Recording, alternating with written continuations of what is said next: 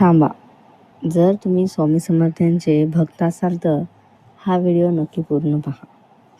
20 मार्च हा दिवस स्वामी समर्थ महाराजांचा प्रकट दिन आहे आणि स्वामी भक्तांच्या मते या दिवशी केलेली छोटी सेवा देखील अनेक पटींनी फळ देते. पण अनेक भक्तांना अजूनही माहीत नसते की या दिवशी नेमकं काय करायचं, स्वामींचा अभिषेक कसा करायचा, हळदी लेपन म्हणजे काय, किती वेळा श्री स्वामी समर्थ नामजप करायचा आणि श्री गुरुचरित्र मधील कोणते अध्याय वाचायचे. आजच्या या व्हिडिओमध्ये आपण स्वामी समर्थ महाराज यांच्या प्रकट दिनाची संपूर्ण सेवा, पूजाविधी, तारक मंत्र, गुरुचरित्र अध्याय वाचन आणि महत्त्वाच्या गोष्टी सविस्तर जाणून घेणार आहोत. म्हणून हा व्हिडिओ शेवटपर्यंत नक्की पहा. अनेक भक्तांच्या अनुभवानुसार या दिवशी श्रद्धेने केलेली छोटी सेवा देखील अत्यंत फलदायी ठरते. पण अनेकांना प्रश्न पडतो, स्वामी समर्थ प्रकट दिनाला नेमकं काय करावं, अभिषेक कसा करायचा, हळदी लेपन म्हणजे काय, गुरुचरित्र कोणते वाचावे, नैवेद्य काय ठेवावा. प्रकट दिनाची सकाळ. स्वामी समर्थ प्रकट दिनाच्या दिवशी शक्यतो लवकर उठावे. सकाळी उठल्यावर सर्वप्रथम स्वामी समर्थाचे स्मरण करावे आणि मनात नम्रतेने म्हणावे, श्री स्वामी समर्थ. यानंतर स्नान करून स्वच्छ कपडे घालावेत. शक्य असल्यास पांढरा किंवा हलक्या रंगाचे कपडे घालणे शुभ मानले जाते. त्यानंतर घरातील देवघर स्वच्छ करावे आणि स्वामी समर्थांचा फोटो किंवा मूर्ती कपड्याने हलकेच पुसावे. यानंतर स्वामी समर्थ महाराजांचा अभिषेक. जर घरात स्वामी समर्थांची मूर्ती असेल तर त्या दिवशी अभिषेक करणे अत्यंत शुभ मानले जाते. अभिषेकासाठी खालील वस्तू वापरू शकता: पाणी, दूध, गंगाजल. प्रथम स्वच्छ पाण्याने अभिषेक करावा, नंतर दुधाने अभिषेक करावा आणि पुन्हा पाण्याने मूर्ती स्वच्छ करावी. अभिषेक करताना सतत जप म्हणावा, श्री स्वामी समर्थ, श्री स्वामी समर्थ. यानंतर हळदी लेपन सेवा. प्रकट दिनाच्या दिवशी स्वामींना हळदी लेपन करणे खूप शुभ मानले जाते. थोडी हळद पाण्यात मिसळून स्वामींच्या मूर्तीला किंवा फोटोला हलकेच लावावे. हळद ही मंगल आणि पवित्रतेचे प्रतीक मानले जाते. स्वामी समर्थ नामजप. यानंतर शांत बसून स्वामी समर्थांचा नामजप करावा. श्री स्वामी समर्थ हा जप 108 वेळा म्हणावा किंवा 11 माळी म्हणावा. तारक मंत्र. स्वामी समर्थांचा प्रसिद्ध तारक मंत्र असा आहे: निशंक हो निर्भय हो म्हणारे, प्रचंड स्वामीबळ पाठीशी रे, अतर्क्य अवधूत हे स्वर्णगामी, अशक्य ही शक्य करतील स्वामी. हा मंत्र 11 किंवा 21 वेळा म्हणावा.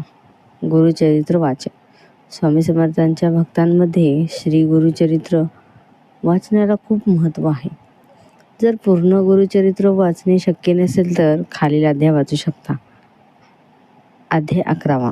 गुरूंच्या कृपेने भक्तांचे संकट कसे दूर होते याचे वर्णन केलेले आहे. अध्याय 14वा. गुरुभक्तीचे महत्त्व आणि गुरूंचे महात्म्य या अध्यायात सांगितले आहे. अध्याय 18वा. गुरूंचे नामस्मरण केल्याने जीवनात कशी शांती मिळते. अध्याय 51वा. हा अध्याय खूप लोक विशेष दिवशी वाचतात. गुरूंची कृपा आणि संरक्षण यांचे वर्णन आहे. आता स्वामींना नैवेद्य कोणता दाखवावा. स्वामींना सात्विक नैवेद्य अर्पण करावा. उदाहरणार्थ केळी, खडीसाखर, गूळ, खीर, शिरा, दूध, पुरणपोळी. नैवेद्य ठेवताना प्रार्थना करावी. स्वामींना मुजरा कसा घालावा. नैवेद्यानंतर स्वामींना नम्रतेने मुजरा करावा. हात जोडून 3 वेळा म्हणावे, श्री स्वामी समर्थ. शेवटी स्वामी समर्थांची आरती करावी. आरती झाल्यानंतर प्रसाद सर्वांना वाटावा. या दिवशी दान शक्य असल्यास दान करणे पुण्याचे मानले जाते. गरजूंना अन्नदान करावे. गाईला चारा द्यावा. गरिबांना मदत करावी.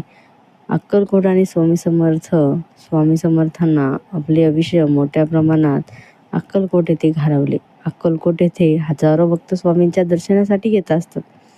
स्वामी समर्थांसाठी विशेष वार कोणता असतो? स्वामी समर्थ यांच्या भक्तांमध्ये गुरुवार खूप विशेष मानला जातो. कारण गुरुवार हा दिवस गुरूंचा दिवस मानला जातो. स्वामी समर्थ हे दत्तावतार मानले जातात. त्यामुळे या दिवशी त्यांची पूजा केल्यास विशेष कृपा मिळत असते असे भक्त मानतात. आणि ते खरं पण आहे. गुरुवारी काय करावे मग? सकाळी स्नान करून स्वामींची पूजा करावी. श्री स्वामी समर्थ, श्री स्वामी समर्थ, श्री स्वामी समर्थ असा नामजप करावा. श्री गुरुचरित्रमधील एखादा अध्याय वाचावा. स्वामींना फुले आणि नैवेद्य अर्पण करावा. शक्य असल्यास गरिबांना अन्नदान करावे. गुरुवारी ठेवायचा साधा नैवेद्य केळी, खडीसाखर, दूध, शिरा, गूळ. या दिवशी श्रद्धेने श्री स्वामी समर्थ नाम घेतले तरी स्वामी भक्तांच्या मनोकामना पूर्ण करतात. स्वामी समर्थांचे चमत्कार. अनेक भक्तांच्या मते स्वामी समर्थांनी अनेक लोकांचे संकट दूर केले. कोणाचा आजार बरा झाला, कोणाच्या आर्थिक समस्या दूर झाल्या, कोणाच्या घरात सुख शांती आली. आता स्वामी समर्थांना कोणती फुले अर्पण करावी? स्वामी समर्थांना मोठी पूजा नाही तर भक्ती महत्त्वाची आहे. श्रद्धेने अर्पण केलेले एक छोटे फुलही स्वामी नक्की स्वीकारतात. भक्त सामान्यतः खालील फुले स्वामी समर्थ यांच्या पूजेत अर्पण करतात. जास्वंद लाल खूप शुभ मानले जाते. झेंडूचे फुले पूजा आणि आरतीसाठी वापरतात. गुलाब भक्ती आणि प्रेमाचे प्रतीक आहे. चाफा पवित्र आणि सुगंधी फुल. कमळ अत्यंत शुभ मानले जाते. ही फुले स्वामींच्या फोटो किंवा मूर्तीसमोर श्रद्धेने अर्पण करावीत.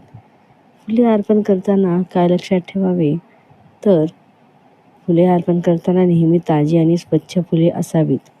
तुटलेली किंवा कोमजलेली फुले वापरू नयेत. मनापासून श्री स्वामी समर्थ म्हणत फुले अर्पण करावे. स्वामी समर्थांचा संदेश. स्वामी समर्थांनी भक्तांना एक साधा पण महत्त्वाचा संदेश दिला.